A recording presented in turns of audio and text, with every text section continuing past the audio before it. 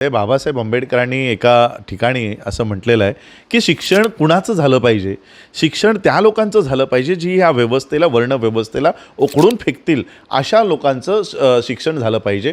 आणि अशी लोकं जर शिक्षित झाली जी मनुस्मृती कायम करतील किंवा मनुस्मृती लागू करतील का वर्ण व्यवस्था लागू करतील, अशी लोकं जर शिक्षित झाली तर ते शिकल्यानंतर ती व्यवस्था टिकवून धरण्यासाठी ते त्यांचं आयुष्य लावतील. आणि म्हणून मला असं वाटतं की आज मनुस्मृती क्रमामध्ये का दिली जाते तर मनुस्मृतीचे समर्थक या देशामध्ये तयार व्हावे, मनुस्मृती लागू करणारी लोक तयार व्हावी आणि हा पाठ्यक्रम हा लहान मुलांपासूनच तयार करण्यात यावं. म्हणजे बाबासाहेबांचं एक ओळ आहे की गुलामाला गुलामीची जाणीव निर्माण करून द्या म्हणजे तो बंड करून उठेल.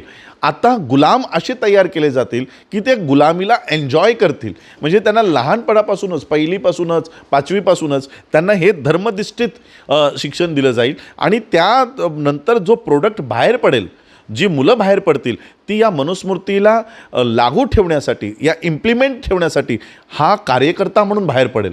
आज जे शैक्षणिक क्षेत्र आहेत, शैक्षणिक केंद्र आहेत आणि हे मी नाही, काय नाव आहे त्यांचं, सत्यपाल मलिक गव्हर्नर आहेत, जे गव्हर्नर राहिलेले आहेत, त्यांनी हे कबूल केलं आहे की RSSने सगळ्या युनिव्हर्सिटीजवर हे RSSचे जे कार्यकर्ते आहेत त्यांना VC म्हणून अपॉइंट केलेलं आहे. ज्यांची योग्यता शिक्षक होण्याची नाही अशी लोकं त्यांनी VC केलेली आहेत. आणि आता प्रत्येक युनिव्हर्सिटीमधनं धर्माचं शिक्षण दिलं जाईल का तर ही सगळी मुलं मनुस्मृतीचे समर्थक व्हावी.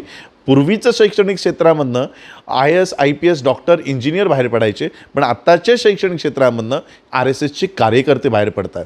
म्हणजे आम्ही विद्यार्थी दशेमध्ये असताना आम्ही भांडायचो, आम्ही प्रशासनाच्या विरोधात किंवा कॉलेजच्या विरोधात आमचे भांडायचे मुद्दे काय असायचे की आम्हाला बुक्स मिळत नाही, वेळेवर लेक्चर्स होत नाही, स्कॉलरशिप्स मिळत नाही, तर हे भांडायचे मुद्दे होते. आता हे भांडायचे मुद्दे चेंज झाले. आता भांडायचे मुद्दे काय, हिजाब घालायचा का नाही घालायचा, भगवं घालायचं का नाही घालायचं. बघा कसं शिफ्ट होतं आहे, विद्यार्थ्यांचं आंदोलन कसं शिफ्ट झालं आहे. उद्या हेच विद्यार्थी समाजात जातील आणि समाजात गेल्यानंतर मनुस्मृतीची व्यवस्था लागू करणारा प्रत्येक घरातला एक कार्यकर्ता तयार राहील.